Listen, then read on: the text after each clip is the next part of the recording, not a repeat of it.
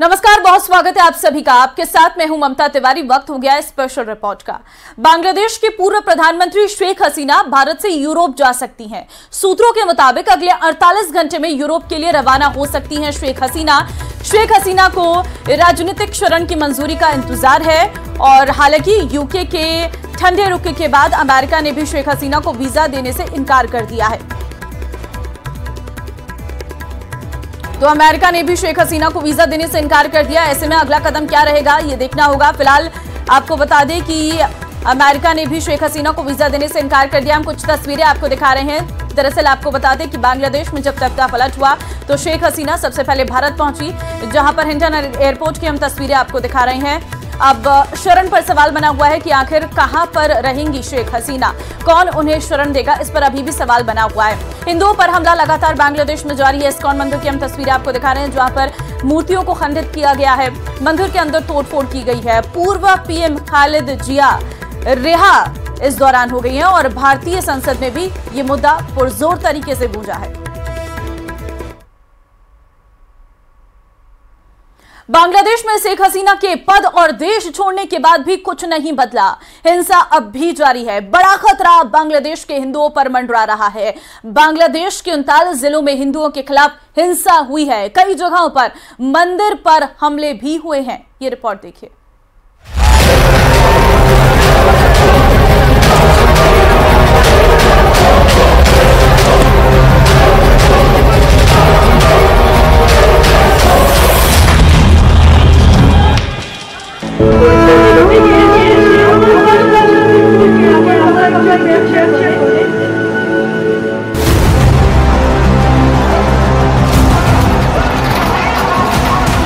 बांग्लादेश में हिंदू विरोधी जमात,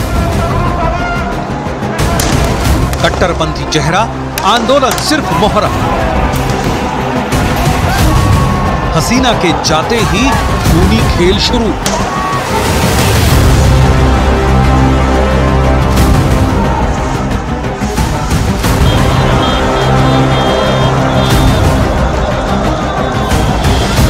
बांग्लादेश में शेख हसीना के इस्तीफे के बाद भी माहौल ठंडा नहीं हो रहा है। हर तरफ आगजनी, हमले, लूटपाट और हत्याओं का दौर चल रहा है।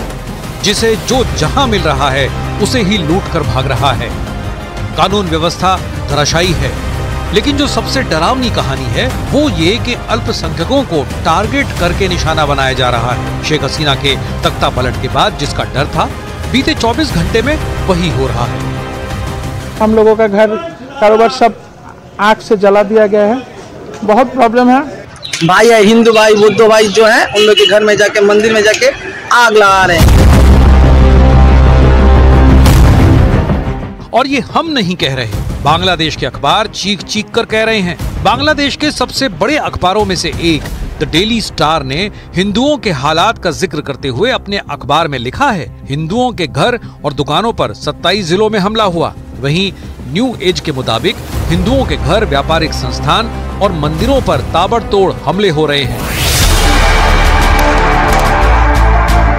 ये सुर्खियां बांग्लादेश के अखबारों की हैं, लेकिन जो तस्वीरें बांग्लादेश से सामने आ रही हैं वो इन सुर्खियों की तामील करती हैं। रोती हुई इस मासूम के घर पर कट्टरपंथियों ने हमला कर दिया। इन्हें ये भी नहीं मालूम कि इनकी खता क्या है। মিছিল নিয়ে যাওয়ার সময় উল্টো দিক থেকে এসে আমার বাসার মধ্যে ঢুকে, আমার বাবা একজন ব্যবসা করে, সে তার ব্যবসার প্রতিষ্ঠান, আমার ভাই একজন ডাক্তার, ছোট কাকার ছেলে, তার চেম্বারও আমাদের বাসার মধ্যে। এই চেম্বারের মধ্যে ঢুকে আমাদের পুরো ভাইরা চুইরা কিচ্ছু রাখে নাই। আমার কাকাকে খুঁজতেছিল, আমার ভাইকে খুঁজতেছিল, মানে এরা কোথায়। আমার মা বাইরে ছিল, আমার মা শুধু নিরুপায় হয়ে দাঁড়ায় দেখতেছে যে ঘরে ফ্যান বলেন, খাবার জলের জগ বলেন, একটা গ্লাস বলেন, কিচ্ছু রাখে নাই। পিটাই ভাইয়া ফেলাইছে। বাবা যতটুকু পারছে ছবি তুলছে এবং বাবারে মারছে। नाराजगी शेख हसीना से, परेशानी आरक्षण से, गुस्सा सिस्टम के खिलाफ, फिर शिकार हिंदू अल्पसंख्यक क्यों? शेख हसीना के तख्तापलट के बाद से राजधानी ढाका में स्थित भारतीय सांस्कृतिक केंद्र में तोड़फोड़ की गई। 2 हिंदू पार्षदों की हत्या की खबर है। काजल रॉय के अलावा रंगपुर जिले में अवामी लीग के हराधन रॉय की गोली मारकर हत्या कर दी गई। खबरों के मुताबिक हराधन रॉय को पीट कर उनकी हत्या कर दी गई। ढाका में इस्कॉन मंदिर पर हमला किया गया और इसके साथ ही बांग्लादेश के 27 जिलों में हिंदुओं पर हमले हुए। हिंदुओं की दुकानों में तोड़फोड़ और लूटपाट की गई। एक ही जिले में 12 हिंदुओं के घर जलाए गए। पंचगढ़ में हिंदुओं के घरों में लूटपाट के बाद तोड़फोड़ की गई। दिनाजपुर में 10 हिंदुओं के घरों पर हमला किया गया। लक्ष्मीपुर में 300 लोगों ने हिंदुओं पर हमला बोल दिया। उपद्रवियों ने कई मंदिरों पर भी हमला किया। कई मंदिरों को आग के हवाले कर दिया। जब देश का प्रधानमंत्री को अपने आवास को छोड़कर भागना पड़ा, हमारे एक मंदिर में भी बम फेंका गया। वहाँ के डेटीज हैं वो क्षतिग्रस्त हुए। ऐसा नहीं है कि बांग्लादेश में हिंदुओं के खिलाफ माहौल कोई नया है। जिस बांग्लादेश में जो 1947 में पूर्वी पाकिस्तान कहलाता था, हिंदुओं की आबादी 22% थी, वो साल दर साल घटते हुए 2022 में महज 7.9% रह गई। ये आंकड़े कहते हैं कि बांग्लादेश में भी हिंदुओं के लिए सब कुछ अच्छा नहीं था, लेकिन शेख हसीना की सरकार में सरकारी स्तर पर हिंदुओं को थोड़ी बहुत राहत मिलती रही। पर अब बांग्लादेश में भी हिंदुओं के हालात पाकिस्तान जैसे होने का डर सता रहा है। उधर ढाका में बांग्लादेश की पूर्व पीएम शेख हसीना के लूटे गए घर में कई लोग देखे गए हैं। इस दौरान वहां से जो तस्वीरें आई है वो हैरान करने वाली हैं। प्रदर्शनकारियों ने बांग्लादेश की पूर्व पीएम के घर को तहस नहस कर दिया और यही नहीं, वहां खड़ी कार को भी आग के हवाले कर दिया गया था। घर की दीवारों पर शेख हसीना विरोधी तकरीरें लिखी नजर आई और यही नहीं, शेख हसीना के घर से लोग फिर से वहां रखे सामान ले जाते भी दिखे। तो ये पीएम आवास के बाहर प्रदर्शनकारियों ने क्या हालात किए हैं वो आप साफ तौर पर देख सकते हैं। ये स्टूडेंट प्रोटेस्ट कम नजर आ रहा है। आप तस्वीरें देख सकते हैं, सामान सब वहां से ले जाया गया। The vandalism I have seen today, it was simply heartbreaking to see it as a citizen. These are all public property, not hers. When will it be restored? Our taxes will be used to fix it. The angry mob came here to attack the police station. I was parked nearby. Then police opened fire on the mob, but the mob was huge. Then the police fled from the back. उधर बांग्लादेश में रविवार को शुरू हुई हिंसा अब तक जारी है। बांग्लादेश से बहुत बड़ी खबर आ रही है। वहां जेसोर जिले में प्रदर्शनकारियों ने एक 5 स्टार होटल में आग लगाकर 24 लोगों को जिंदा जला दिया है। गुस्साई भीड़ ने अवामी लीग पार्टी के एक नेता ने के जाबीर इंटरनेशनल होटल में आग लगा दी है। इस आगजनी में होटल में मौजूद 24 लोग जिंदा जल गए हैं। खबर है कि बांग्लादेश में अवामी लीग सरकार का विरोध करने वाली उग्र भीड़ ने होटल के ग्राउंड फ्लोर पर आग लगा दी, जो ऊपर तक पहुंच गई थी और देखते देखते होटल से आग की लपटें उठने लगी हैं। ये तस्वीरें आप देखिए किस तरीके से एक 5 स्टार होटल में 24 लोगों को जिंदा जला दिया गया। होटल में लगी आग भयानक है और इसमें 24 लोगों के जिंदा जलने की जानकारी भी सामने आ रही है। प्रदर्शनकारियों ने किसी भी जगह को नहीं छोड़ा, ना होटल छोड़े, ना प्रधानमंत्री आवास छोड़ा, गाड़ियों को आग के हवाले कर दिया, पब्लिक प्रॉपर्टी पर हमला किया गया और ये प्रदर्शनकारी खुद को छात्र बता रही हैं। तो स्थिति आप समझ सकते हैं कि किस तरीके के हालात बांग्लादेश में हैं। बांग्लादेश में भड़की हिंसा से जुड़े कई अपडेट सामने आ रहे हैं। खबर आ रही है कि अगले 48 घंटे में शेख हसीना भारत छोड़ सकती है। वहीं दूसरी तरफ बांग्लादेश में एक होटल में उपद्रवियों ने जिंदा जलाकर 24 लोगों की जान ले ली है और उस बीच हिंसा और तख्ता पलट के असली मास्टरमाइंड का नाम सामने आ गया है। रिपोर्ट्स की माने तो शेख हसीना सरकार के तख्ता पलट के पीछे बांग्लादेश के मुख्य विपक्षी दल बीएनपी के कार्यकारी अध्यक्ष और पूर्व प्रधानमंत्री खालिदा जिया के बेटे तारिक रहमान का हाथ है। माना जा रहा है कि तारिक के साथ इस साजिश में पाकिस्तान खुफिया एजेंसी ISI भी शामिल है।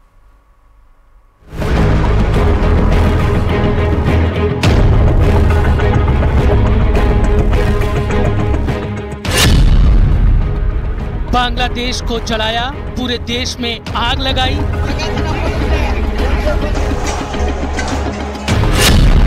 दंगे में पूरे देश को झोंक दिया, लोकतंत्र की हत्या की।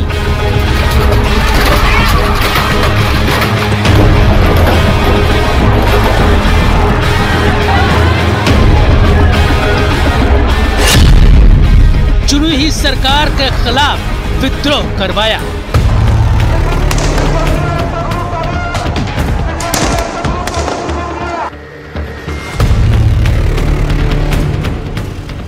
यह है बांग्लादेश में तख्ता पलट का सूत्रधार, जिसने आईएसआई की मदद से हसीना के खिलाफ साजिश की।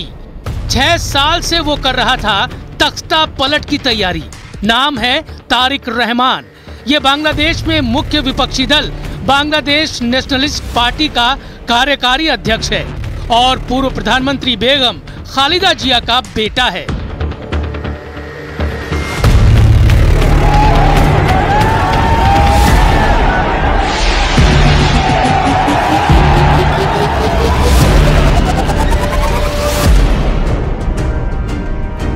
तख्ता पलट का शिकार हुई बांग्लादेश की पूर्व प्रधानमंत्री शेख हसीना के बेटे सजीब वाजेद की बात पर यकीन करें तो बांग्लादेश में तख्ता पलट के तार एक ऐसे शख्स से जुड़ रहे हैं जिसका बांग्लादेश की राजनीति में वजूद भी है और रसूख भी। शेख हसीना के बेटे सजीब वाजेद के मुताबिक बांग्लादेश में जारी हिंसा और तख्ता पलट के पीछे कोई और नहीं बल्कि बांग्लादेश नेशनलिस्ट पार्टी यानी बीएनपी के कार्यकारी अध्यक्ष तारिक रहमान हैं। तारिक रहमान बांग्लादेश नेशनलिस्ट पार्टी के कार्यकारी अध्यक्ष हैं। पूर्व प्रधानमंत्री खालिदा जिया के बड़े बेटे हैं तारिक रहमान। कई बड़े मामलों में तारिक रहमान को अदालत से सजा सुनाई गई है। फिलहाल लंदन में रहते हैं तारिक रहमान। पूर्व प्रधानमंत्री शेख हसीना के बेटे सजीब वाजेद के मुताबिक बांग्लादेश में ऐसी तख्ता पलट की साजिश 6 साल पहले से रची जा रही थी। इंतजार सिर्फ एक ऐसी घटना का था जिसका सहारा लेकर इस साजिश को अंजाम दिया जा सके। शेख हसीना सरकार ने सरकारी नौकरियों में 1971 युद्ध के स्वतंत्रता सेनानियों के परिवारों का आरक्षण बढ़ाया तो साजिश रचने वालों को मौका मिल गया। सजीब वाजेद के मुताबिक खास प्लानिंग के तहत हिंसा की आग पूरे देश में भड़काई गई, जिसका अंजाम सरकार के तख्ता पलट के रूप में सामने आया।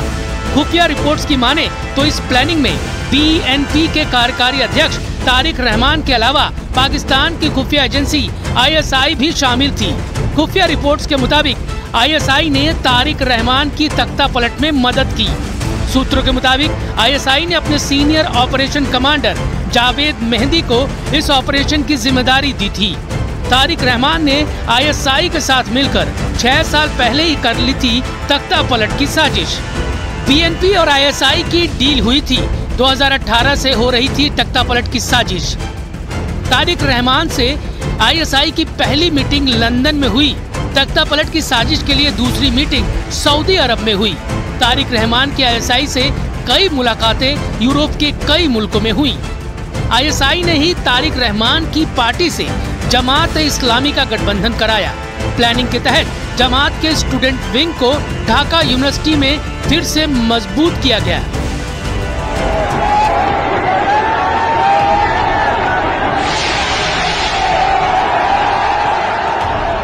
यानी सोची समझी साजिश के तहत बांग्लादेश को हिंसा की आग में झोंका गया।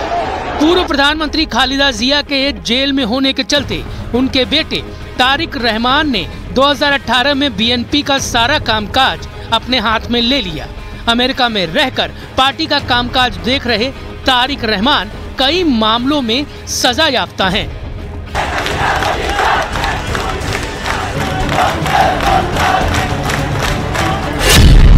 तारिक रहमान पर साल 2013 में मनी लॉन्ड्रिंग के आरोप लगे थे, जिसमें पहले तो ढाका कोर्ट ने उन्हें रिहा किया, लेकिन हाई कोर्ट ने 7 साल की सजा सुनाई।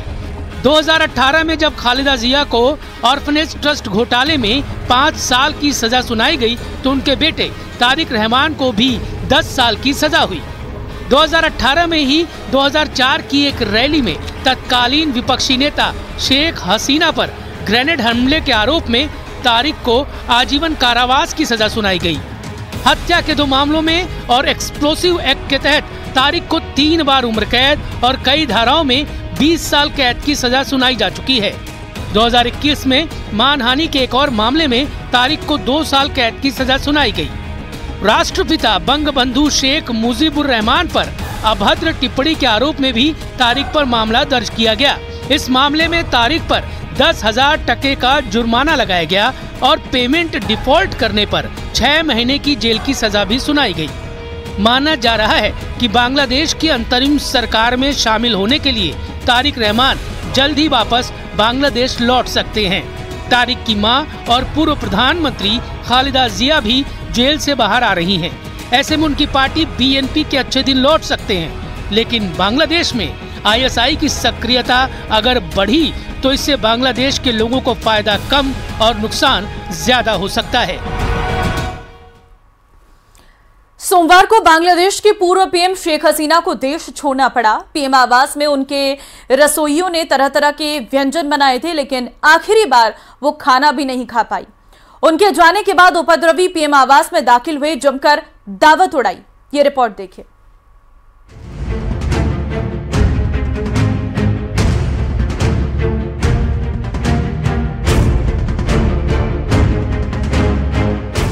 कोई बिरयानी खा रहा है, कोई चिकन की दावत उड़ा रहा है, तो कोई मिठाई से अपना मुंह मीठा कर रहा है। सोमवार के दिन ढाका में प्रधानमंत्री आवास की ये तस्वीरें दुनिया के कोने कोने तक पहुंच गई।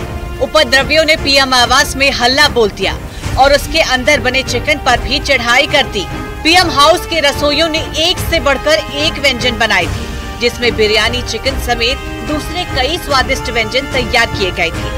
पूर्व पीएम शेख हसीना के लिए खाने का बढ़िया इंतजाम किया गया था। इससे पहले कि वो खाने का लुत्फ उठा पाती, उपद्रवियों का हंगामा बढ़ता देख उन्हें अपने घर से भागने पर मजबूर होना पड़ा।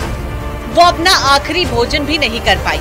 एक तरफ बांग्लादेश झुलस रहा है, आंदोलनकारी अपने ही देश की धज्जियां उड़ा रही। पीएम हाउस की ये तस्वीरें बेहद ही चौंकाने वाली है। उपद्रवियों ने चिकन में बने खाने का भरपूर आनंद उठाया। चिकन टंगड़ी खाते हुए ये उपद्रवी सेल्फी खींचने लगे, वीडियो बनाने लगे। ऐसा लग रहा है मानो कोई जंग फतेह कर ली हो। इतना ही नहीं, शेख हसीना के पलंग पर ये आंदोलनकारी आराम फरमाता दिख रहा है। ये तस्वीरें लोकतंत्र को चिढ़ाने वाली है। इतना ही नहीं, प्रदर्शनकारी पीएम आवास में तोड़फोड़ मचा रहे हैं। कंप्यूटर के तार उखाड़े जा रहे हैं। आलीशान कमरों में पूरा सामान बिखरा पड़ा है। कुर्सी, टेबल और दीवारों की पेंटिंग तोड़ दी गई है। जिसके हाथ जो आ रहा है वो अपने साथ लिए जा रहा है। शेख हसीना ने अपना घर क्या छोड़ा, इन आंदोलनकारियों की तो मौज आ गई। बेखौफ आंदोलनकारी पीएम हाउस में हुड़दंग करते हुए दिखे। मौके पर सुरक्षा कर्मी भी दिखाई दे रहे हैं, लेकिन किसी में उनको रोकने का साहस नहीं हुआ। वो अपनी मनमानी करते रहे। इसे देखकर तो ऐसा ही लगा कि सेना ने प्रदर्शनकारियों को खुली छूट दे दी है और उसके लिए प्रधानमंत्री आवास के दरवाजे खोल दिए गए हैं। जो किसी समय सबसे ज्यादा शक्तिशाली जगह हुआ करती थी, वहां प्रदर्शनकारी ने कोहराम मचा दिया। उपद्रवियों ने सारी हदें पार कर दी। प्रदर्शनकारी कीमती सामान अपने साथ उठाकर ले गए। इतना ही नहीं, ये भी कहा जा रहा है कि शेख हसीना की साड़ियां तक नहीं छोड़ी। लोकतंत्र को डिरेल करने वाले उपद्रवियों ने पीएम आवास को कब्जे में ले लिया। प्रदर्शनकारियों ने धावा बोलते हुए इमारत में तोड़फोड़ की। चिकन, मछली और सब्जियां लूटी। घर की कुर्सी और सोफे भी अपने साथ ले गए। सोमवार को उपद्रवियों की मंशा को भांपते हुए शेख हसीना ने देश छोड़ दिया। पीएम आवास को छोड़ने के बाद प्रदर्शनकारी वहां दाखिल हो गए और जमकर उत्पात मचाया। हुड़दंग की कई वीडियो सामने आ रही हैं। बांग्लादेश बनाने वाले शेख मुजीब की मूर्ति भी तोड़ी गई। Bureau report, news 18।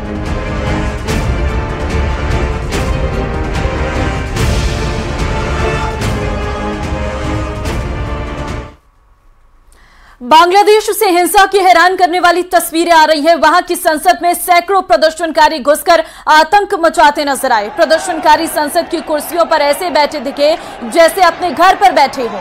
इसके अलावा प्रदर्शनकारियों ने संसद के अंदर धुआं भी उड़ाया और जमकर नारेबाजी की। और यही नहीं, कुछ प्रदर्शनकारी स्पीकर की कुर्सी पर बैठकर नारे भी लगाने लगे और उछल कूद भी की है। तो ये बांग्लादेश की संसद का सूरत हाल, जहां पर प्रदर्शनकारी संसद के भीतर घुसे और किस तरीके की तस्वीरें आई वो आप देखिए। उधर बांग्लादेश में हिंदुओं पर हमले तेज हो चुके हैं, तो इधर भारत में उन हमलों का विरोध होना शुरू हो गया है। स्वामी रामदेव ने कहा है कि हिंदुओं पर अत्याचार नहीं होना चाहिए। तो उधर बागेश्वर धाम के धीरेन्द्र शास्त्री ने भारत सरकार से अपील की है कि हिंदुओं के लिए वो अपने दरवाजे खोलें। हिंदुओं के घरों, हिंदू मंदिरों और हिंदुओं के व्यावसायिक प्रतिष्ठानों पर जिस तरह से सुनियोजित हमले इस्लामिक कट्टरपंथी ताकतें बांग्लादेश में कर रही हैं, ये बहुत ही शर्मनाक और खतरनाक है। और मुझे तो आशंका है आगे वहां पर जो हमारे अल्पसंख्यक हिंदू भाई हैं, उनकी मां बहन बेटियों की इज्जत आबरू पर बात ना आ जाए। इसके लिए भारत को चौकन्ना रहना पड़ेगा और पूरी ताकत के साथ अपने अल्पसंख्यक हिंदू भाइयों के साथ पूरे देश को खड़ा होना पड़ेगा। वहां के हिंदू भाई बहन परेशान हैं, मंदिरों में तोड़फोड़ की जा रही है, बहुत उपद्रव मचे हुए हैं।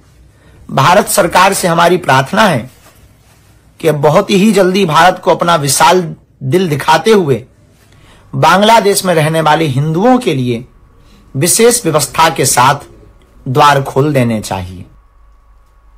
बांग्लादेश में अराजकता की तस्वीरें आपने देखी। पिछले 3 सालों से भारत के 4 पड़ोसी देशों में ऐसी ही आग लगी है। बांग्लादेश से पहले पाकिस्तान, श्रीलंका और अफगानिस्तान इस विद्रोह की आग में झुलस चुके हैं। अब भी वहां ऐसे ही हालात है, वहां पर हालात ठीक नहीं है। बांग्लादेश से पहले इन देशों से आए वीडियो भी बहुत हैरान करने वाले रहे हैं।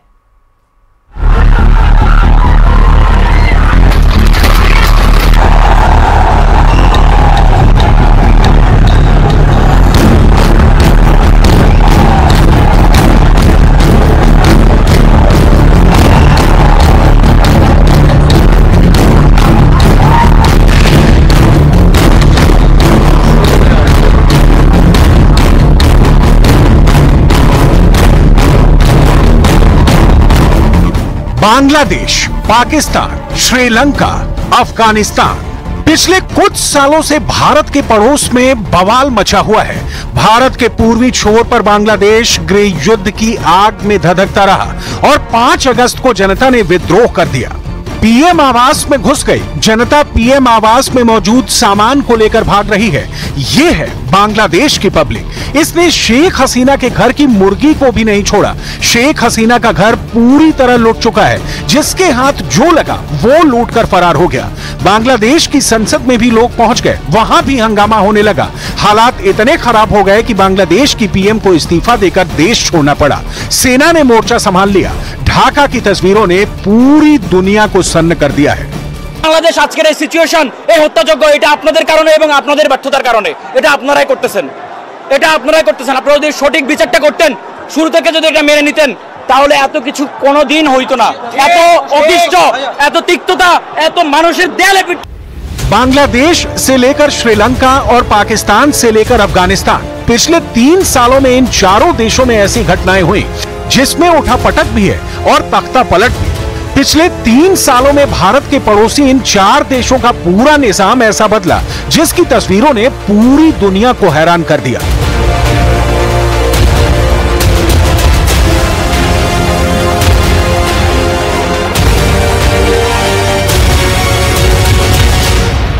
बांग्लादेश में जो 5 अगस्त 2024 को हुआ, वैसा ही कुछ पाकिस्तान में 9 मई 2023 को हुआ था।